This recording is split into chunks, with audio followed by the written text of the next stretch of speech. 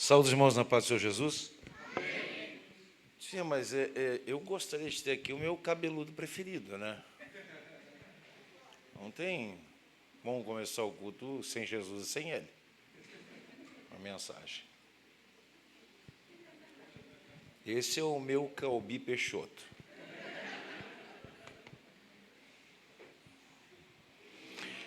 Fazia tempo que a gente não vinha, né? Glória a Deus. Sentados mesmos, por favor, abra sua Bíblia no livro de Marcos, capítulo 5. Quem tem a sua Bíblia, o seu celular, quem não tem, ouça, porque a fé vem pelo ouvir.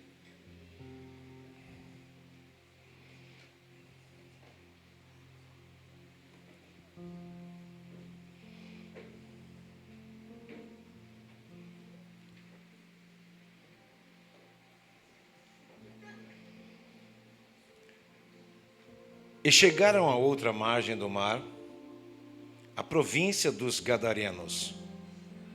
E saindo ele do barco, aqui é um erro gramatical, irmãos, porque ele aqui é pronome maiúsculo, é Jesus, então teria que ser em letra como começo de frase, maiúscula. Pronome pessoa oblíquo. Então, saindo ele, Jesus, do barco, saiu logo ao seu encontro dos sepulcros um homem com espírito imundo, o qual tinha sua morada nos sepulcros, e nem ainda com cadeias ou correntes. Como o pastor disse que esse aqui é o homem do dinheiro, quando ele falou, eu me agarrei nele lá no fundo da igreja na hora. Podia alguém prender, porque tendo sido muitas vezes preso com grilhões e cadeias, as cadeias foram por ele feitas em pedaços. Imagina correntes de ferro sendo rebentado como se fosse pedaços de pães amassados. E os grilhões em migalhas, e ninguém o podia amansar. E andava sempre, de dia e de noite, clamando pelos montes, pelos sepulcros, ferindo-se com pedras. E quando viu Jesus ao longe, correu e adorou. Coisa engraçada, né? Adorou, clamando com grande voz. O endemoniado, o demônio viu a Jesus e imediatamente se prostrou. O próprio endemoniado. O demônio reconheceu uma autoridade e se prostrou diante dessa autoridade. Chamando com grande voz, ou clamando com grande voz, disse o que tenho eu contigo, Jesus? Filho do Deus Altíssimo. Satanás, olha aqui, irmão, se vocês não prestarem atenção no que eu estou ministrando, em vão é o culto dessa noite. Eu não sou a pessoa especial aqui. A pessoa especial aqui é a palavra. Se qualquer coisa tira a sua atenção, qualquer culto vai ser ruim. Qualquer culto Deus não fala. Qualquer culto Deus não se manifesta. Eu falo isso com carinho.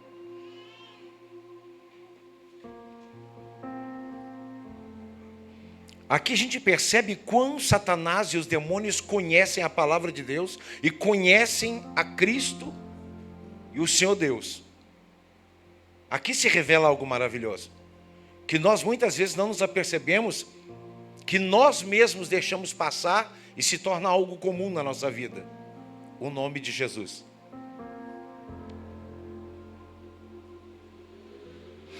Conjuro-te por Deus que não me atormentes, porque lhe dizia, sai deste homem, espírito imundo. E perguntou-lhe, qual é o teu nome? E ele respondeu dizendo, Legião é o meu nome, porque somos muitos. Tem como diminuir um pouco as luzes aí? Só deixa aqui em cima, aqui, que aí o pessoal... Isso, top. Show. Amados, antes de chegar em Gadara, Jesus, ele antes tinha se separado para ficar um tempo a sós. Porque de tão exausto que estava devido às missões, ele tinha que tirar um tempo para si mesmo e para com Deus. E ele olha para os discípulos e diz assim: vão na frente. Gadara fica ao leste do Mar da Galileia. Então, Jesus disse assim: vocês vão na frente. Eu fico imaginando, se eu fosse um discípulo, tá, mas nós vamos na frente e o senhor vai como? A gente não se apega aos detalhes. Então nós vamos na frente, porque é uma ordem. Talvez Jesus vai pegar um outro barco e vai vir ao nosso encontro. Mas Jesus precisava de um tempo a sós. E nós precisamos de um tempo a sós com Deus. Independente de você ter a sua Bíblia, independente de você ler a sua Bíblia, independente de ser pai, de ser mãe, de trabalhar, estar cansado ou não, necessitamos, é uma questão de sobrevivência em espírito, de ter um tempo a sós com Deus. Quando nós negligenciamos isso, nós perdemos os princípios essenciais que devemos ter para com Deus. Então aqui se percebe que no meio da tempestade, no meio desta viagem, uma tempestade se levanta. Aí Jesus, vendo, e disse que os discípulos estavam longe da margem, e já era a 4h, então era das 3 às 6 da manhã. E a tempestade era tão forte que os discípulos não conseguiam sair do lugar, porque remavam e era vento de todo lado. Então não tinha como tomar direção. E eles eram experientes nisso. Jesus, ele vai caminhando sobre as águas. E ontem um pastor comentou algo muito lindo, né? Sobre que um dos motivos teológicos, né? Dentre vários, é que quando Jesus caminha sobre as águas, ele está dizendo que todos os problemas estão debaixo dos seus pés. Todos os seus problemas estão debaixo dos pés de Cristo. E quando ele vem chegando e se aproxima naquela tempestade, os discípulos começam a gritar que andavam com ele: é um fantasma. Então o que nos resta para nós, que não tivemos a experiência de ver Jesus pessoalmente em carne e osso, se eles não acreditavam? Eu fico imaginando a fé que nós temos, que nós mesmos desprezamos a nossa própria fé. A Bíblia diz em Romanos que Deus distribuiu uma medida de fé para cada um. Ele não deu fé maior ou menor para ninguém. Todos nós, segundo a Bíblia, temos a mesma fé.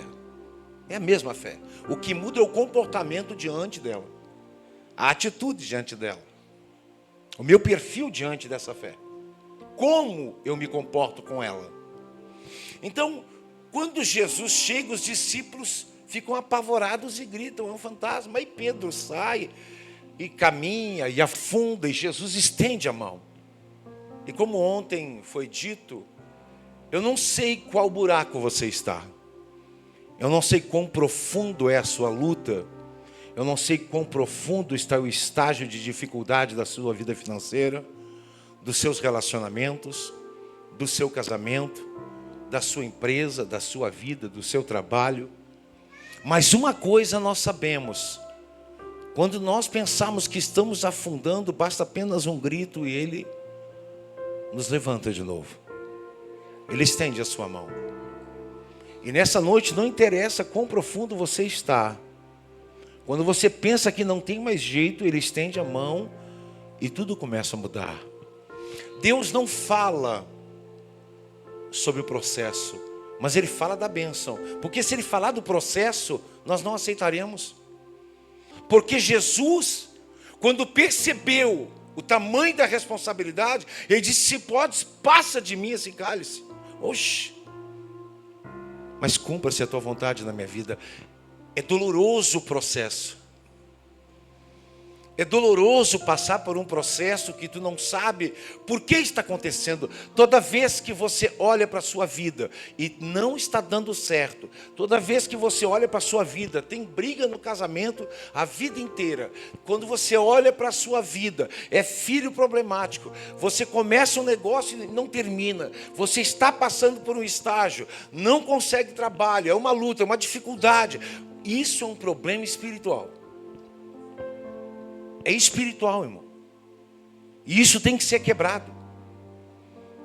Porque tudo aquilo que vem para atrapalhar a sua vida é espiritualmente.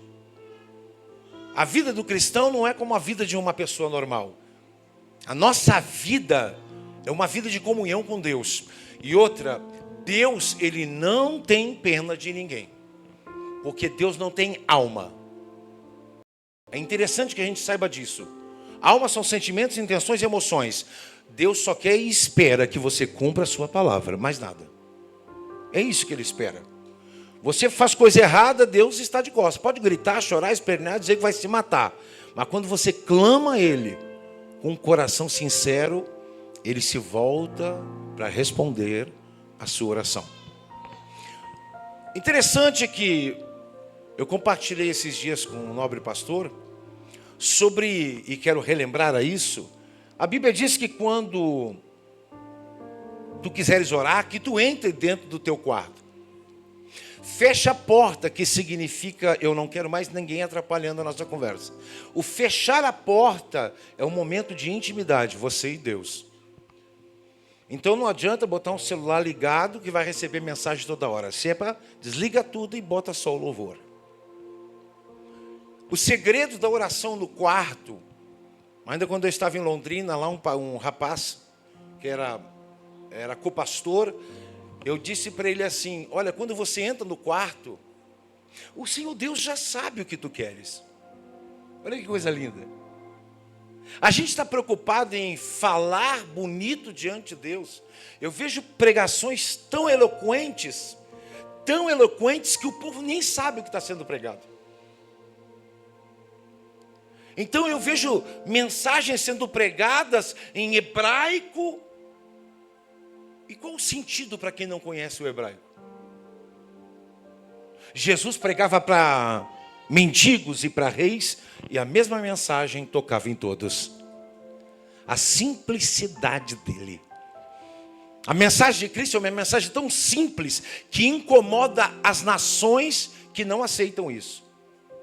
Incomoda o cientista, incomoda o grande empresário, incomoda a todos, porque é tão simples. Porque o ser humano tem o hábito de querer mostrar que ele precisa fazer algo para alcançar a salvação. E não. Cristo já morreu por nós. Jesus entra no barco e acalma tudo. Ele não fala nada.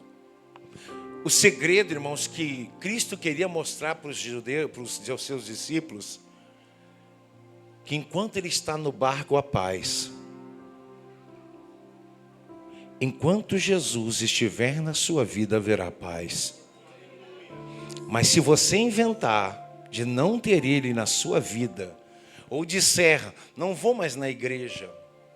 Mas o engraçado é que a gente nunca diz assim, ó, é tão fácil dizer não vou na igreja, mas como é engraçado, as pessoas não dão uma resposta de não para ir num boteco, numa festa, sacudir o esqueleto, feder, suar, a noite inteira. Não dão desculpas. A desculpa é não vir para a igreja, mas para qualquer outra imundícia, não há problema. Porque aquele que é santo, santifique-se mais, e aquele que é porco, suje-se mais. Mas aqui, o foco é que Jesus estava querendo ir na ilha de Gadara. Era uma das 10 cidades mais ricas da região. Então a gente começa a perceber que a tempestade se levanta porque tinha um propósito. Tem alguém aqui que está passando por alguma adversidade, luta ou problema em alguma área da sua vida? Tem alguém aqui que está passando por alguma tempestade? Louvado seja Deus. que não tem quase ninguém. E quem mentiu ou omitiu, o Espírito de Deus sabe. Eu disse para o pastor esses dias, foi a única vez que a gente se conversou, né? Eu amo ministrar para uma igreja de pecadores, porque santo não chora mais. Eu sou tão santo que eu não preciso mais me arrepender dos meus erros. E o arrependimento, amado, é o princípio da manifestação da glória de Deus. Então, essa mensagem é tão simples e é pregada, eu acho que desde que o Evangelho entrou no Brasil. Mas eu quero que você olhe ela com uns olhos diferentes espirituais. Se você está passando por algum problema, se prepare. O seu destino está na beira da praia. O seu propósito será cumprido. O seu sonho será realizado. Porque a tempestade não se levanta a não ser para cessar. Mas ela se levanta para provar nossos corações. Até que ponto serei fiel ao meu Senhor? Então essa tempestade veio para impedir com que chegasse em Gadara. Porque simplesmente Jesus tinha que cumprir uma promessa feita por Davi. Porque Davi, quando uma das 12 tribos, era a tribo de Gade, que era dos gaditas, que se uniram a Davi pela unção. Olha que coisa linda. Eu reconheço que a unção de Deus está sobre o meu líder, sobre o meu pastor. Então eu fico na igreja. Isso é reconhecimento. E o reconhecimento, ele traz meritocracia. Porque Davi, quando eles se uniram a Davi, eles ensinaram a arte da guerra para Davi. A Bíblia diz que um jovem de 17 anos valia por 100 homens no campo de batalha. E um adulto valia por 1000. Você tem noção disso? Que idade você tem? 22. Um jovem de 17 matava 100 homens no campo de batalha. Um homem adulto matava 1000 num campo de batalha. Botava 1000 homens a correr com uma espada apenas.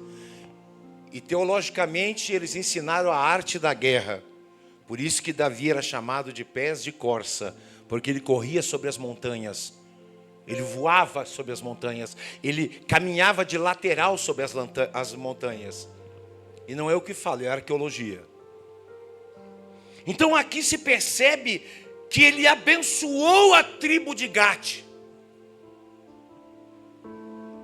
Passado todos esses milênios, Jesus atravessa o mar da Galileia para chegar num lugar aonde não tinha judeus.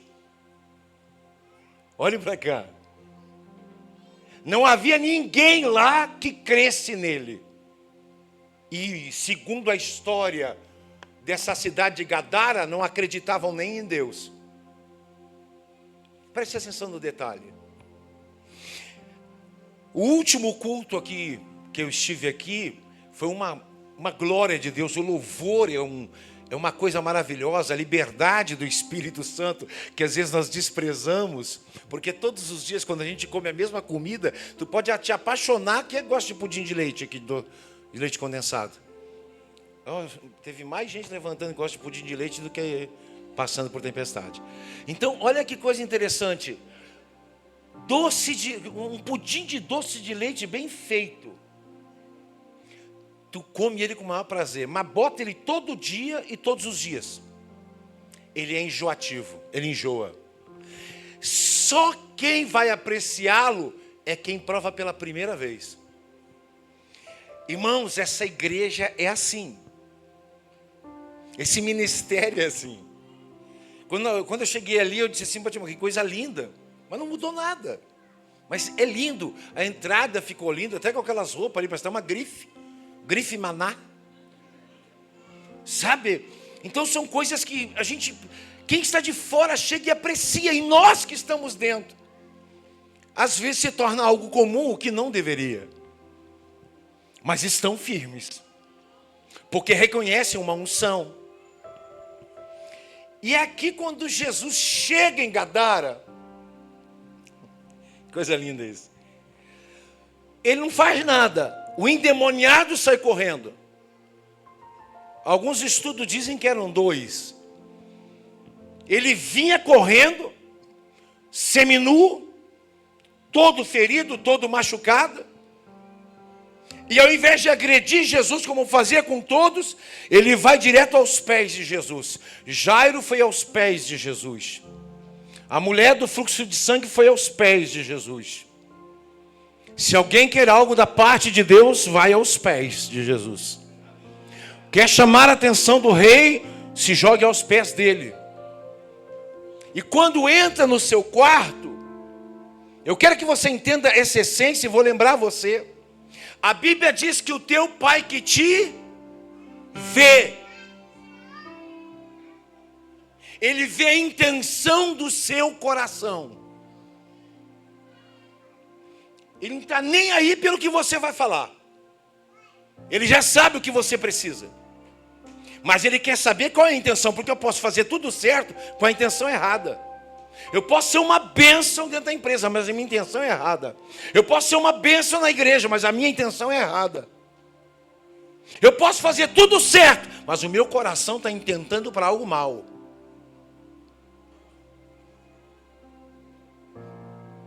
O interessante é que passou-se meses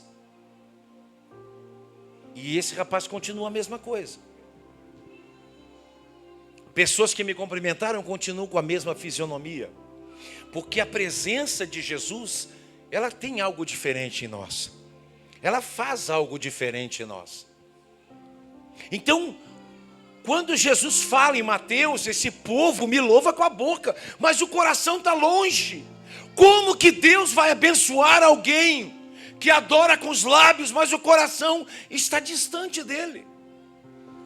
Quando você entrar para o quarto, você já tem que entender que a sua oração, ela está prestes a ser respondida, porque Deus já sabia antes de você entrar para o quarto. Mas o ato de entrar para o quarto significa, eu tenho uma prioridade, eu tenho um princípio.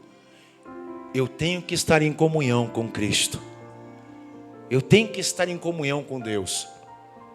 Olha só, a mensagem não é essa. Você vai entender o conteúdo dela. Então, quando o demônio se joga aos pés de Jesus, ele adora a Jesus. Eu vi, quando nós chegamos, a pastora estava cantando, e a igreja aqui é uma dádiva.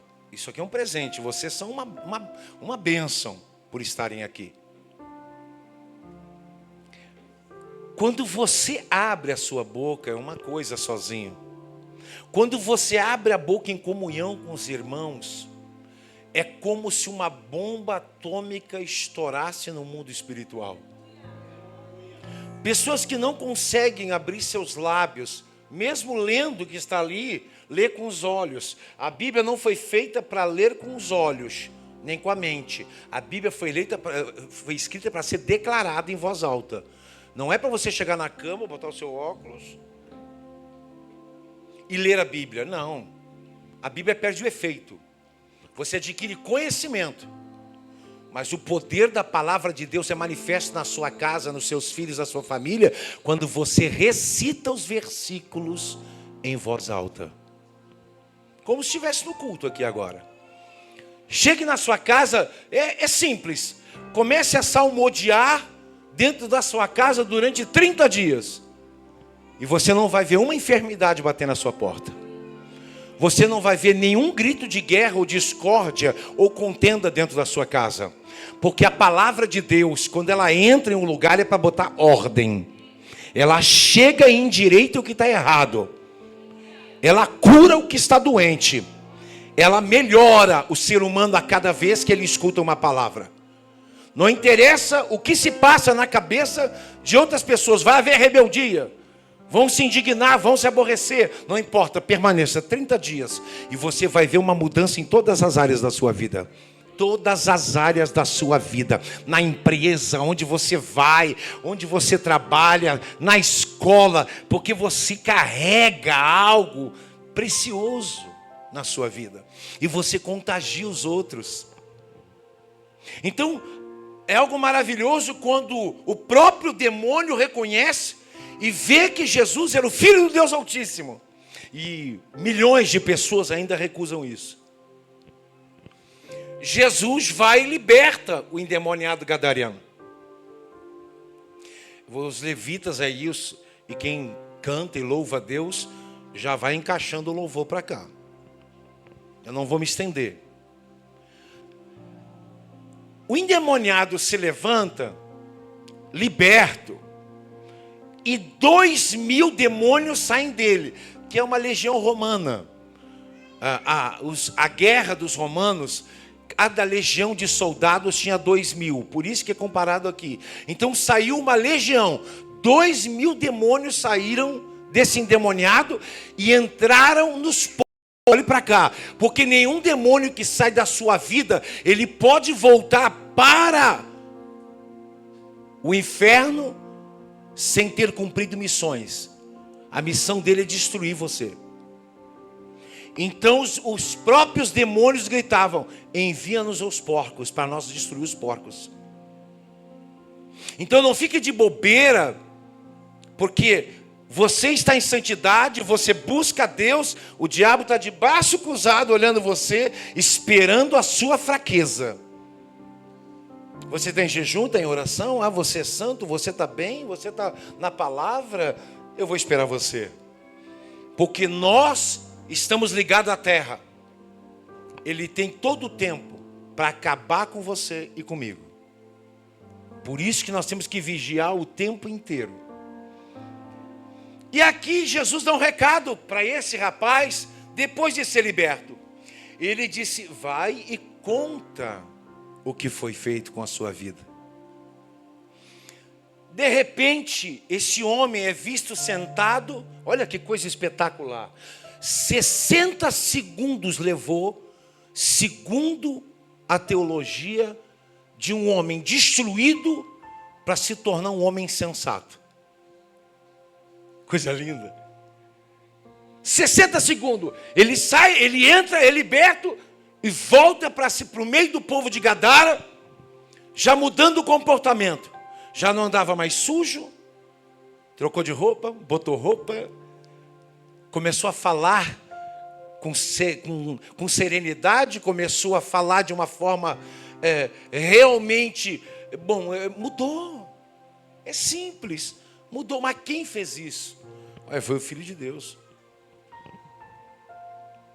Aí os porqueiros, presta atenção nisso, Calbi. Os porqueiros se reuniram. Olha a seriedade dessa mensagem. Os porqueiros se reuniram. Para que os porqueiros se reuniram, irmãos?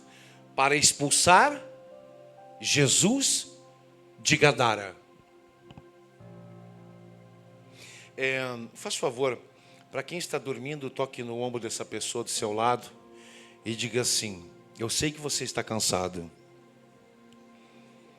mas guarde pelo menos essa passagem, essa palavra. Por que os porqueiros expulsaram Jesus de Gadara? A cidade era rica pela venda de porcos. Jesus chega lá e mata 2.000 porcos porque estavam endemoniados. O demônio saiu, a sua legião saiu e matou 2.000 porcos. Aí os porqueiros ricos expulsaram Jesus de Gadara. Agora eu quero que você estenda a sua mão, por favor. Bata no ombro da pessoa do seu lado. Faça isso. Você sabia que quando nós cruzamos os braços, nós estamos fechados para a mensagem? Isso é interessante, isso acontecia comigo. Às vezes eu fiz prova disso. Quando eu fechava os braços, eu não me lembrava de 50% do que eu ouvia do que era pregado do pastor. E nos cultos que eu estava com a minha mão levantada, adorando, mexendo, sacudindo, é o culto que eu mais me lembrava. Porque é ciência, é neurociência. Você se fecha para algo e esse algo não penetra em você. nunca foi ouvir, foi isso, nunca foi escutar, foi ouvir. Mas olha que coisa linda. Quando Jesus é expulso de Gadara, se houvesse pessoas doentes, não seriam curadas. Jesus é expulso de Gadara, se houvesse outros endemoniados, que com certeza tinham, não seriam libertos. Mas ele foi expulso, porque ele estava quebrando o sistema do comércio. Agora eu quero que você olhe para a pessoa do seu lado e diga assim: tem muito pastor de porco. Não, acho que não entendeu direito. Está cheio de pastor de porco. Agora eu quero que você grite no ouvido como profeta. Sabe você, irmã, que aqui não abre a boca para nada e lá na sua casa dá um grito: ô, boca aberta!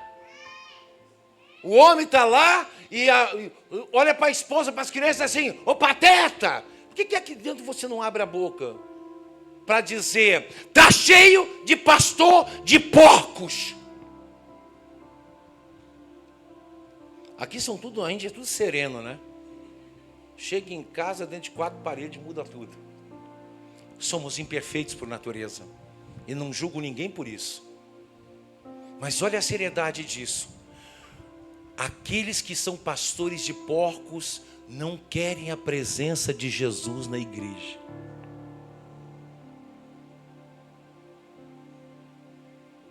Aí você reclama: puxa vida, a igreja lá tem 1000 membros. Está cheio de ovelha. Amado, sabe qual é a igreja da atualidade que em Efésios fala? É a igreja movida por apóstolos e profetas. É perceptível a igreja que tem a presença de Jesus quando há quebrantamento de lágrimas, quando há liberdade do Espírito Santo e quando você vê alguém levantando o dedo e dizendo: assim diz o Senhor. Coisa linda, né? Então eu tive ministrando em alguns lugares, como sempre, a minha vida inteira. E eu tive em lugares que as pessoas batiam no meu casaco e diziam: isso não pode pregar aqui, viu? Eu digo: não se preocupe, é a última vez. Pode ficar tranquilo, é a última vez que eu venho. Por quê? Porque é melhor eu ter um porco rico que me dá dinheiro na igreja do que eu cuidar dele como ovelha. É melhor eu deixar ele fazer o que quiser, porque ele é dono da empresa tal, e se eu falar alguma coisa vai se ofender. Eu não vou tirar a filha dele do louvor, mesmo que ela use drogas e que se vista indecentemente e que passe as madrugadas se sacudindo pela noite, porque ele é filho do doutor fulano do tal.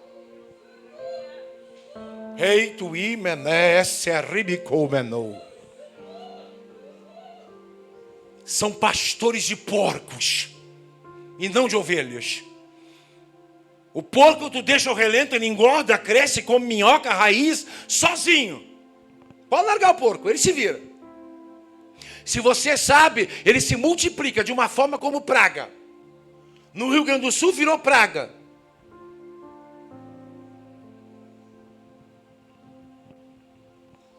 E aí quando tem aquela mistura entre javali e porco, que nasce o javaporco, aí é 30, 40 filhotes por vez. E tudo cresce sem precisar de nenhuma medicação. Porque é praga. Então os porqueiros se preocupam em ter os porcos do que ter a presença de Jesus. Porque quando tem a presença de Jesus, não tem pecado oculto. Quando tem a presença de Jesus, não tem como esconder a nossa fraqueza. Quando tem a presença de Jesus, a gente não precisa mentir. Quando tem a presença de Jesus, eu posso adorar porque Ele está vivo. Quando tem a presença de Jesus, eu sinto algo que o outro não sentiu. Porque aquela palavra era para mim, aquele louvor era para mim, aquela oração era para mim. Deus fala de várias maneiras com cada um de nós. Mas eu me incomodo, porque eu quero que as pessoas, a vontade que tem às vezes de sair correndo, sacudir e dizer: Cristo está aqui. E às vezes tu vai para cultos onde tem 1.000, 2.000, 3.000 pessoas. toda a estrutura do mundo. Essa é a época em que a igreja tem mais fartura de dinheiro na terra. A estrutura, show de luzes, altares imensos, equipamentos maravilhosos. Mas, quando começam a pregar, são palavras. E Paulo disse: a minha pregação, ela não é movida por palavras persuasivas de homens, mas em manifestação de espírito e de poder da palavra. Então tu sabe quando Deus fala na igreja. Uma igreja espiritual, ela sabe se isso vem de Deus ou não vem de Deus, se essa palavra está ungida ou não. Então quando os porqueiros expulsam Jesus, imagina a cena: um homem destruído, restaurado. Jesus é expulso, não se sabe como, mas a palavra expulso deve ter sido empurrado, batido, jogado. Tiraram ele da ilha. Sabe por quê? Porque quando Jesus chega, ele começa a quebrar o sistema implantado naquele lugar. Quando Jesus chega, ele quebra os dogmas daquele lugar. Quando Jesus chega, olha, mamãe me ensinou que eu tinha que fazer isso, dane-se. Papai me ensinou que eu tinha que ser assim, dane-se. Pare de carregar pedaço dos outros da sua vida. Ah, mas eu sou parecida com meu pai, eu sou parecido com meu avô. Não, você tem que parar de carregar pedaços dos outros. Parar de carregar mágoas. Ah, o fulano de tal, aquele me magoou. O fulano de tal me roubou. O Beltrano falou mal de mim. Pare. Você está escravizado porque está cheio de pedaços. De coisas que atrapalham o seu futuro. Não interessa quem fez algo para você, o que disseram para você. É você que determina isso na sua vida. Se você vai avançar, crescer e ser, ou vai ficar preso, cheio de pedaços podres do passado da sua vida. Não interessa o que te disseram, o quanto te humilharam, quanto lixo jogaram em você. Mas você pode chegar hoje e dizer: basta. Eu quero tirar todos os pedaços que eu carrego, que me ferem, que me entristecem. Eu não sou parecida com ninguém. Eu não tenho que ser parecido com ninguém. Eu tenho que ser igual a Jesus. Eu tenho que ter o caráter de Cristo, a bondade dele, o amor dele.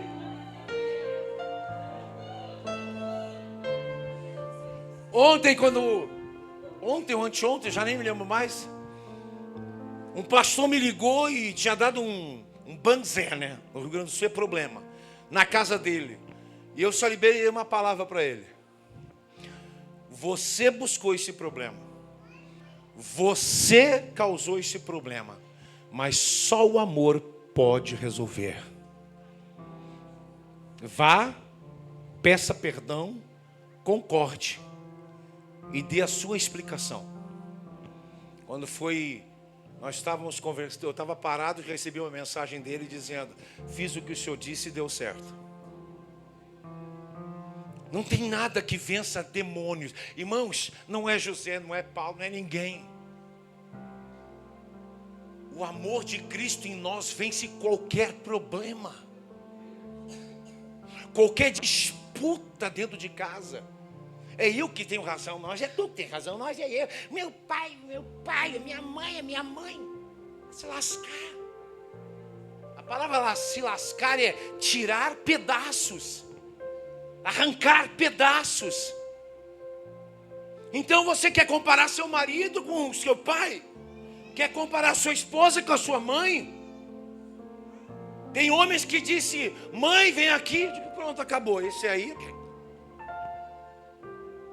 Como tu vai chamar a mulher de mãe? A mulher diz assim: papai, vem aqui, papai.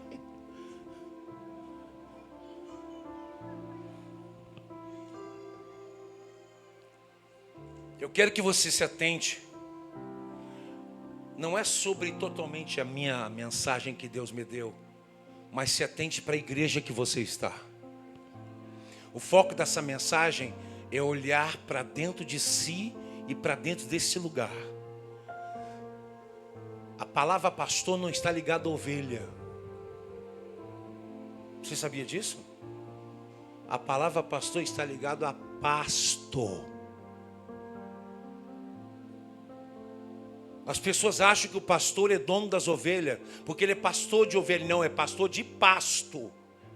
Pastor de pasto, comida. O pastor, ele tem que ter comida para as ovelhas. E a comida das ovelhas é a palavra de Deus. Olha que coisa fantástica. Então o pastor está ligado a pasto e não a ovelha. É por isso que acham que lá fora muitos dizem: não, você vai andar desse jeito, não, você tem que ser assim, senão você vai sair do altar. Escuta, nós só temos um dono, o nome dele é Jesus. Nós temos que ser ensinados pelo Espírito Santo, não acorrentá-los de novo. Fomos libertos do mundo e agora acorrentados na casa de Deus. Eu adoro o seu sorriso, Senhor. Você está entendendo? Somos gadarenos dentro da casa do Senhor. Eu amo quando eu vejo um ou dois. Quando eu vim da última vez, era um orando, o outro veio trazer uma palavra na hora da oferta. Irmão, se você soubesse o significado da palavra, o que significa para Deus o dízimo, eu vou explicar para você o que significa. Tem gente que olha superficialmente. É a mesma coisa que você chegar na beira do mar, você bota os pezinhos na água e diz: que mar lindo. Não, você tem que entrar dentro dele para ver ele. Preste atenção nisso, isso é um detalhe importante. O mar não é bonito botando os pés e olhando. O mar é lindo quando você entra dentro dele e vê o que está lá no fundo. Aí ele se torna maravilhoso. Se o louvor quiser ir subindo, por favor. O homem do dinheiro me espera lá na rua. Olha só que coisa linda. Eu vou fazer uma pergunta. Quem é que trabalha aqui? O senhor trabalha. Olhe para cá, olhe para mim. É impossível você não me enxergar com esse tamanho todo. Entendeu? Eu e o pastor temos na mesma academia todos esses meses. Você sabia que quando você trabalha, provado pela ciência, que o homem e a mulher, quando estão trabalhando ou estressados no trabalho, ou suam no seu trabalho, começam a suar, saem microgotículas de sangue. O dízimo que Deus recebe da sua mão, Deus recebe como o sangue do seu trabalho. Só para você ter uma noção. O judeu, o dinheiro é espiritual. Quando você dizima na casa de Deus, você está dando o sangue do seu trabalho na obra do Senhor. Então, as pessoas, elas falam de leis, eu falo de princípios. Deus não quebra princípios. A primícia diz que seria eternamente, então não pare em Jesus. O que é o significado do dízimo, para quem não sabe? Se você lê o Talmud, irmão, você revê todos os princípios de Deus. Leia Malaquias, e Deus diz: as vossas ofertas para mim são como cascos de vacas. As vossas ofertas para mim não significam nada. Eu vou pegar elas no dia do juízo. Olha só, ele vai pegar, deixa eu ver a palavra certa, para não escandalizar, o estrume de vossas ofertas, e no juízo eu vou esfregar em vossos rostos. É só ler Malaquias. Amados, o princípio do dízimo é destruir a avareza. Por que Jesus, o único demônio, para encerrar, tá? Eu adoro quando eles estão aqui. O Senhor faz uma diferença em cima. Não tem uma ruga. Olha só. Mantenha-se assim. Isso aqui vai estar 20 anos, vai estar cheio de ruga. O Senhor vai continuar assim. Vocês sabem que eu dou uma quebrada no gelo para pegar pesado depois, né? Aí, olha só que coisa extraordinária. Jesus só tem um demônio que ele fala em Mateus. Vós não pode servir a dois senhores. Agora eu vou te explicar o que significa isso. Vós não pode servir a dois senhores. Ou sirva a Deus ou a Mamon. Porque Mamon era o deus mais adorado na Filistéia naquele tempo. E muitos dos judeus corriam atrás de dinheiro. E Jesus disse: vocês não podem servir a dois senhores. Só que a palavra mamon significa Deus da avareza e não da riqueza. Sabe quando você guarda aquele casaco dentro de casa? Eu faço isso, eu já fiz isso. Está lá aquele casaco, aquele sapato, não usa. Isso é avareza. Sabe quando você tem aquele dinheiro na poupança e fica remoendo? Tem um testemunho de uma moça chamada Marcela, esposa do pastor Urbano. E ela contou o testemunho que Deus cobrou dela num sonho. Estava mais de 5 anos com 20 mil reais dentro da poupança. E Deus cobrou dela. Entrou no sonho e cobrou. Deus estava dizendo: eu quero te ensinar a ser liberta da avareza. Porque nós nos apegamos a... Escute, tem pessoas que são pegadas a carros, motos, passam o dia inteiro assim, alisando a moto. O dia inteiro cuidando do carro, 1993. Só que vale uns 50 mil, eu não vou vender nem por 100. Isso é avareza, é mamon.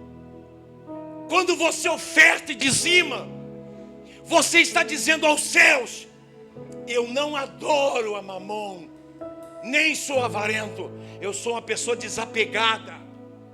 Quanto mais desapegado você for daqui, mais bênçãos vêm de lá. Por isso que pessoas estão com as vidas amarradas. Porque a Bíblia diz lá com o profeta Salomão, eu chamo de profeta, eu chamo de professor, mestre. Ele diz: aquele que dá prosperará. Aí eu vejo pastores mandando os membros ofertar e eles não ofertam. Esses tempos que eu estive fora agora, passei por isso. O pastor determinando que tinha que ser ofertado, mas ele mesmo não ofertava. Porque avareza, mamon, são pastores de porcos.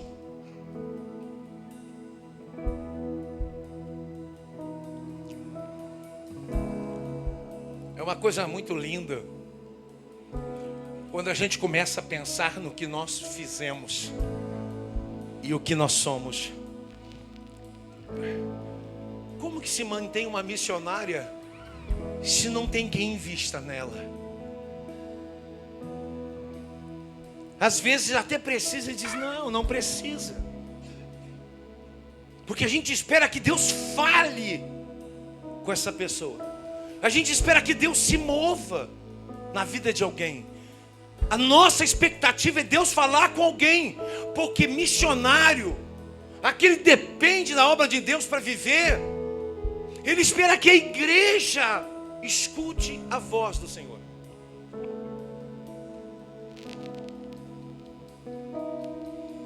Aí Jesus, para encerrar, tá, pastor? Não se preocupe, eu nem vou olhar para a pastora. Aí Jesus, ele é tentado no deserto. Atentado a pular, a comer pão e a toda riqueza. Ali estava Mamon. Eva estava no jardim do Éden, no melhor lugar do mundo. Jesus estava no deserto, o pior lugar do mundo. Eva e Adão fizeram o que era errado e Jesus fez o que era certo como homem. O problema não é o lugar que você está, é quem você tem que ser. Está ouvindo isso, crente? O problema não é o lugar que você está, não é a casa, não é emprego, não é o lugar, não, é você. É você que determina o ambiente. É você que tem a unção e o poder do Espírito Santo. Eu posso não mudar essa moça, mas eu posso mudar a mim mesmo. Eu posso não mudar a minha esposa, mas eu posso mudar a mim mesmo. Eu posso ser uma pessoa melhor depois que sair desse culto. Eu posso ser alguém que diga: me perdoa, eu errei contigo. Eu posso ligar para o meu pai, para minha mãe, para o meu tio e dizer assim: ó, não vamos mais estar discutindo. Eu te peço perdão, a vida é curta, eu te amo. Você pode mudar a si mesmo e não aos outros. E a gente sempre culpa alguém e não assumimos a nossa responsabilidade. Jesus, é que isso é um seminário que eu faço. Então eu estou colocando as 3 coisas simplificadas no mesmo pote aqui. Então entenda, como é que é o seu nome? Hã? Esse rapaz tem uma cara assim de meio que de contador, meio de advogado, meio, né? É contador, viu? É perfil, não adianta. Já que ele tem uma cara de esperto, ó. Mas olha só que coisa linda. Quem que Jesus escolhe para cuidar o dinheiro? Pelo amor de Deus. Quem que Jesus escolhe para cuidar do dinheiro? Judas era o quê? Ladrão. Jesus pega um ladrão para cuidar do dinheiro. Sabe o que ele está dizendo? O Talmud explica que o mestre estava dizendo para o Dagon, para demônio, para Mamon, assim: eu estou tão preocupado com o dinheiro que quem está cuidando dele é um ladrão. Que coisa tremenda. Eu estou tão preocupado com o dinheiro que eu botei Judas para cuidar. E você sabia que o Talmud diz que quanto mais Judas roubava, mais Deus acrescentava através das viúvas? Tem passagens na Bíblia que diz que as mulheres depositavam de todo o ouro, de toda a prata, de toda a especiaria. Você sabe por que Judas traiu Jesus? Olhe para a pessoa do seu lado, para me encerrar aqui. Já que para encerrar, fala com vontade, senão eu vou continuar pregando. Olhe para a pessoa do seu lado e diga assim: você sabe por que Judas entregou Jesus? Vossa Santidade, excelentíssima pastora, quando Jesus disse: o meu reino não é dessa terra, é do céu, Judas disse: eu estou perdendo tempo aqui. Todo esse ouro aqui vai terminar, todo esse dinheiro vai acabar, então eu vou entregar ele. Tem gente deixando Jesus por causa de dinheiro, deixando Jesus por causa de emprego, deixando Jesus por causa que prosperou, deixando Jesus por causa de coisas que não convêm. Olha a seriedade disso, a seriedade de uma oferta, uma seriedade de dizimar na casa de Deus. Que se dane quem acha o contrário. Só quem tem experiência no princípio do dízimo, que Deus recebe como sangue do seu trabalho, sobe aos céus como um perfume precioso.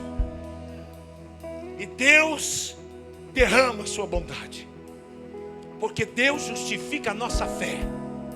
A Bíblia diz que aquilo que sustenta o trono é a justiça de Deus. Davi disse: fui moço, hoje sou velho, mas jamais vi o justo mendigar o pão. O justo não é a minha justiça, sou bom, sou correto, eu ajudo. Não, porque em Jeremias diz: as vossas justiças são como trapo de imundícia diante de Deus. A justiça que sustenta o trono é a sua santa palavra. Aquilo que sustenta a sua vida é a santa palavra. Aquilo que vai te levantar do pó é a santa palavra. Aquilo que vai te fazer prosperar é a santa palavra. Aquilo que vai mudar a vida do seu filho é a santa palavra. Aquilo que vai mudar a sua história é a santa palavra. Aquilo que vai mudar seu noivado, seu casamento é a santa palavra. Oh, glória!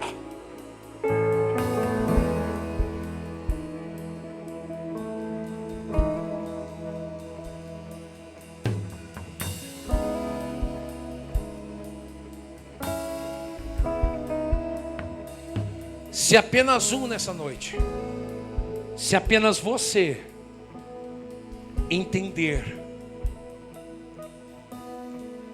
que nós não somos mais prisioneiros, mas eu não preciso ficar numa igreja de pastor de porcos. Sabe por quê? Porque o pastor que ama a sua ovelha, ele poda ela para não morrer, tosqueia ela para não morrer, cuida dos cascos, cuida dos ouvidos, cuida do nariz da ovelha, derrama azeite sobre a cabeça para impedir com que a mosca destrua com infecções e podridões. O pai que não corrige a sua família, o seu filho, está destruindo o que Deus preparou para os céus. Não importa como você é, Deus, Ele te ama de uma forma maravilhosa. Ele é completamente apaixonado pelo ser humano. O único momento em que eu vejo Deus sendo egoísta, que tem a misericórdia, é que Ele não te divide com ninguém. Você é somente dele para Ele. Se alguém tocar em você, vai se entender com o papai. Para encerrar essa mensagem, para colaborar com o pastor, trazer um adeno à sua mensagem. Você gosta de mamão? Quem é que gosta de mamão? Deixa eu deixar de lado então. Gosta de mamão? Estou brincando. Você come a semente do mamão? Por quê?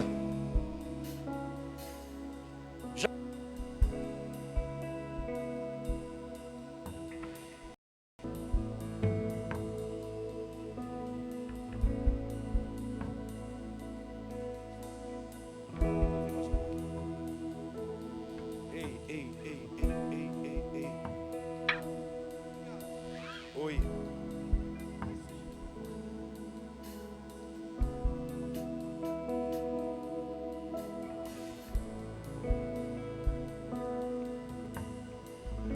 Oi. Aleluia. Glória a Deus. Sabe por que alguém não come a semente de abacate?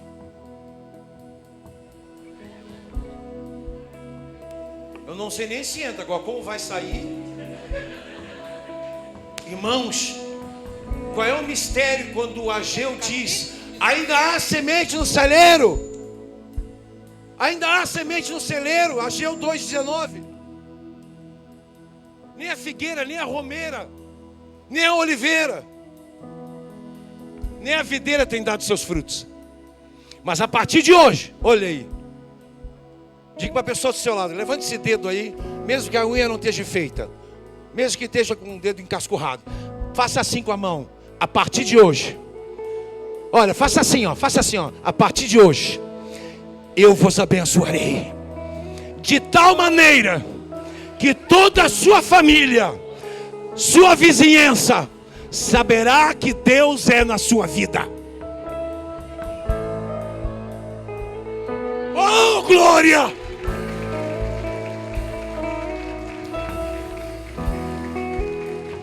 Dois minutos com o Brad Pitt aqui. Que bigode, hein? Que bigode. Por que não se come a semente? Porque se comer a semente não tem produção. Ageu está dizendo: se não tiver semente não vai ter colheita. Mas se tiver semente, vai ter fartura. Não coma a semente que é parte de Deus. Olha a seriedade dessa mensagem. A semente não foi feita para ser comida, ela foi feita para ser jogada. Pode fazer cara de bravo, de o que quiser. Eu sei quem Deus me transformou. E eu sei que a minha palavra não é de homens, é do céu. Então, só para vocês aqui agora. Quando que uma semente cresce, brota? Tu não pode. Alguém aqui é agricultor? Já plantou alguma coisa na vida? Pé de alface? O que tem que fazer? Jogar no buraquinho. José foi jogado no buraco e cresceu até se tornar o segundo homem mais poderoso da terra. Tem uma notícia para dar para aqueles que disseram que você não iria se levantar. Tem uma notícia para dar para aqueles que disseram que você está no buraco. Para vocês que disseram que vocês não iam ser nem ter, que não iam chegar aonde Deus quer, eu tenho uma notícia: Deus está tirando você de dentro do buraco para chamar atenção para a glória do nome dEle. Se prepare. Tem algo mudando na vida de pessoas aqui nessa noite. A honra de Deus desce aqui. A bênção do Senhor repousa sobre vós. Diga assim, dê uma cotovelada na pessoa do Senhor. Até que ela aguenta. Isso. Dê uma cotovelada na pessoa do Senhor. Dá? Pode dar. Se é gordinho, pode até apanhar, não tem problema. Porque as pessoas dizem assim, tu não precisa nem usar casaco, né? Porque tem uma manta. A gente é gordinho, mas também não tem ruga, né? Dê uma cutucada e diga assim, nunca mais toque na semente, porque ela não é sua.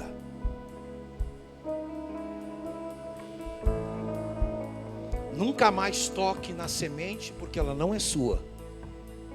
Porque se você comer a semente, vai parar a colheita. Oh, que coisa tremenda isso, tio. É lindo demais isso. Você já tinha parado para pensar sobre isso? Só um maluco para pregar essas coisas. Só um doido. Mas a partir de hoje, plante uma sementinha na sua casa. Tem gente que bota fora a semente, você já viu? Terminou de chupar laranja, esbagaçou com tudo e bota a semente no lixo.